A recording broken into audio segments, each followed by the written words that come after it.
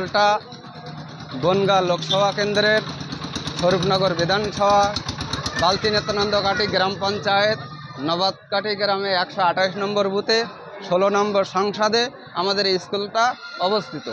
কিন্তু এই স্কুলের শিক্ষক শিক্ষিকারা এখান থেকে গতবার এসছে 4 জন শিক্ষক এসছিল। আমাদের স্কুলের শিক্ষক এর আগে ছিল না, কম ছিল। 4 জন শিক্ষক এখানে দিয়েছিলেন মাননীয় মুখ্যমন্ত্রী। তার এতে আমাদের আর কি স্কুলটা চলছিল, ভালোই চলছিল আজ 17 মাস। এই 17 মাস বাদেই আমাদের একজন শিক্ষিকা এখান থেকে ট্রান্সফার নেয়। ট্রান্সফার নেওয়ার পরে আমরা এসআইয়ের কাছে 1 কপি আমরা জমা দেই, তারপরে বিডিওর কাছে 1 কপি জমা দেই, আমাদের চেয়ারম্যানের কাছে জমা দেয় 1 কপি, ডিএম অফিসে 1 কপি জমা দিয়েছি, এসডিও অফিসে 1 কপি জমা দিয়েছি। দেওয়ার পরে আমরা চেয়ারম্যানের ওখানে গিয়েছি। চেয়ারম্যান বলছে যে আপনাদের ওখান থেকে একজনকে নেওয়া হবে, একজনকে দেওয়া হবে।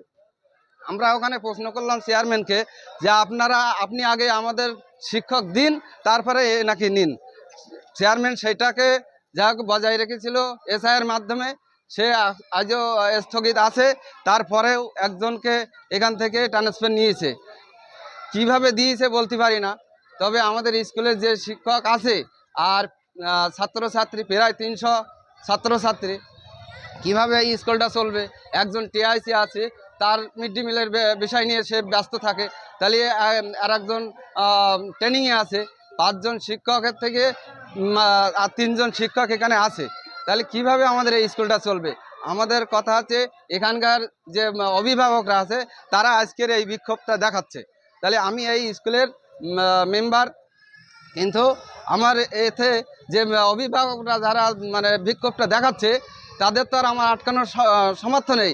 যে ট্রান্সফার নিচ্ছে সে অনেকগুলো কিন্তু পেপারপত্র দেখাচ্ছে যে আমি শারীরিকভাবে অসুস্থতা, মেডিকেল সার্টিফিকেট আছে, তার জন্য আমি এখান থেকে ট্রান্সফার নিচ্ছি। আমার নাম রৌপ মণ্ডল। হ্যাঁ, এইখানের মেম্বার। ঠিক আছে স্যার, এ বিষয়ে অবশ্যই আমার ইচ্ছা ছিল যে একজন টিচারের পরিবর্তে আরেকজন টিচার দিলে ভালো হতো। যেহেতু স্কুলে অনেকটাই ছাত্রছাত্রীর সংখ্যা বেশি, সেক্ষেত্রে আমি একটা টিআইসি হিসেবে আমি 1 বছর হয়েছে টিআইসি হিসেবে দায়িত্ব নিয়েছি। সেক্ষেত্রে আমার মনে হয় এখানকার যে গার্জিয়ান অভিভাবকবৃন্দ আছে তাদের বাচ্চাদের খুব আশা করে আমাদের স্কুলে ভর্তি করিয়েছে। এবং আমাদের বালতি নিতান্তকাটি পঞ্চায়েতের ভিতরে আমাদের স্কুলে ছাত্রসংখ্যা অনেকটাই বেশি। শুধু তাই না, আমাদের স্বরূপনগর নর্থ সার্কেলের ভিতরে এইটাই 1 নম্বর স্কুল। সেক্ষেত্রে আমাদের একটা দায়িত্ব থাকে যে বাচ্চাদের সুষ্ঠুভাবে লেখাপড়া করানো। কিন্তু সেখানে যদি টিচারের ঘাটতি থাকে, সেক্ষেত্রে আমরাও বা কী করে এর সমাধান করব। আমরা চাইছি যে যদি টিচারের পরিবর্তে একটা টিচার হতো সেটা ভালো হতো আর কি, তাহলে আমরা সুষ্ঠুভাবে চালাতে পারতাম এবং বাচ্চাদেরও সঠিক পথে শিক্ষা দেওয়া, সেই জিনিসটা একটু ভালো হতো। কারণ এত বাচ্চাকে ট্যাকেল করতে গিয়েই দেখা যাচ্ছে আমার সময় কাটারই একটা কথা। সেক্ষেত্রে একটা ক্লাস অফ থাকলেই সেখানে একটা বাচ্চাদের ক্ষেত্রে অনেকটা সমস্যা দেখা দেয়।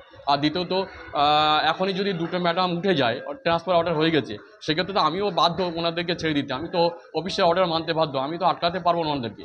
সুতরাং সেক্ষেত্রে আমি যেহেতু অফিসের অর্ডার মানবো, সেক্ষেত্রে আমারও একটা দাবি ছিল যে যদি টিচারের পরিবর্তে একটা টিচার হতো, তাহলে দেখা যাচ্ছে স্কুলটা একটু সুষ্ঠুভাবে চালানো যেত। আবার অবশ্য দেখা যাচ্ছে এই 2025 সালেই আবার ক্লাস 5 এখানে চালু হয়েছে। সেক্ষেত্রেও আরও একটা সমস্যার ব্যাপার। আমি এসআই সাহেবকে কালকে অর্ডার নিতে গিয়েছিলাম, সেই অর্ডারটা আমি রিসিভ করে নিয়ে চলে এসেছি। খালেদা ম্যাডামের যে অর্ডারটা এসেছে, আমি বললাম স্যার তাহলে আমি করণীয় কী? বলছে আমি কিছু এই ব্যাপারে আমি কিছু করতে পারবো না, কারণ আপনি যদি ছেড়ে দেন আমি ছেড়ে দিতে বাধ্য। তো সেক্ষেত্রে আমি তো আমার উপরে ছেড়ে দিলে আমি কী করবো? স্কুলটা তো এখানে পারিপার্শ্বিক গার্জিয়ানকে নিয়ে আমাদের স্কুলটা সুষ্ঠুভাবে চলছে, সেক্ষেত্রে আমি কীভাবে চালাবো? এটা আমি একটা সমস্যায় পড়ে গেছি। ওনারাও কিন্তু কোনো সৎ উপদেশ আমাকে দিতে পারছে না। আমাদের ঊর্ধ্বতন কর্তৃপক্ষ হচ্ছে এসআই সাহেব। আমি এসআই সাহেবের কাছে বলেছি যে আমার করণীয় কী? এবার উনি বলতে চান যে আপনি যদি ছেড়ে দেন আমি ছেড়ে দেবো। উনিও সঠিক উত্তরভাবে আমাকে দিচ্ছেন না যে কীভাবে কী করা হবে না হবে। এক্ষেত্রে আপনার নাম পরিচয় বলবেন? পঞ্চরাম সরকার, নবাদকাটি প্রাথমিক বিদ্যালয়ের টিআইসি। একজন অভিভাবিকা। আমার ছেলে এই স্কুলের 1ম শ্রেণীর ছাত্র। তার সাথে এই স্কুলটায় মানে 6টা ক্লাস, 1 থেকে মানে প্রি 1 থেকে 5 পর্যন্ত 6টা ক্লাস। রিসেন্ট 1 মাসও হয়নি একজন টিচার ট্রান্সফার নিয়েছিলেন। তার রেশ মিটতে না মিটতে আর একজন টিচার যদি এইভাবে ট্রান্সফার পরপর মানে করতে থাকে তাহলে আমাদের স্কুলটা তো বন্ধ হয়ে যাবে। আমরা গ্রামে বসবাস করি, আমরা এই স্কুলটার পাঠাই না, এবার তারাই যদি এই মানে দেখায় যে আমি অসুস্থতা অজুহাতগুলো যদি দেখায় তাহলে আমরা বাচ্চারা কোথায় পাঠাবো? তাহলে তো স্কুল বন্ধ হয়ে যাবে। অভিভাবক যারা আছে এই কারণে যে আমাদের স্কুলে প্রায় 300-র কাছাকাছি বাচ্চা আছে এবং আমাদের শিক্ষক অনেক কমে যাচ্ছে। আমাদের যদি শিক্ষক কমে যায় তাহলে আমরা পড়াশোনা করব কিভাবে? এবং আমাদের তো পড়াশোনা হবে না, আমরা তো রাস্তায় রাস্তায় ঘুরে বেড়াতে হবে। সেই জন্য আমরা এই শিক্ষককে যেতে দেবো না, আমরা এই শিক্ষককে আটকে রাখবো। তোমরা কি চাইছো?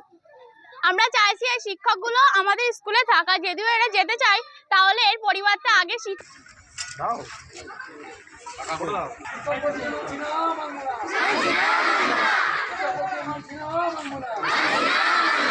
শিক্ষক বদলি মানছি না, মানবো না। শিক্ষক বদলি মানছি না,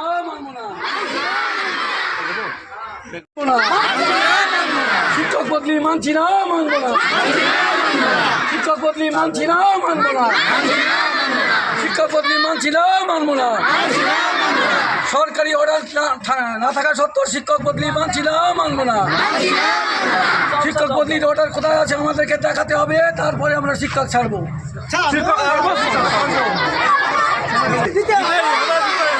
শিক্ষক বদলি হচ্ছে এসআইকে জবাব দিতেই হবে। শিক্ষক বদলি হচ্ছে এসআইকে আমাদের জবাব দিতেই হবে। দাও টাকা করে দাও। শিক্ষক বদলি মানছি না, মানবো না। শিক্ষক বদলি মানছি না, মানবো না। শিক্ষক বদলি মানছি না, মানবো না। শিক্ষক বদলি মানছি না, মানবো না।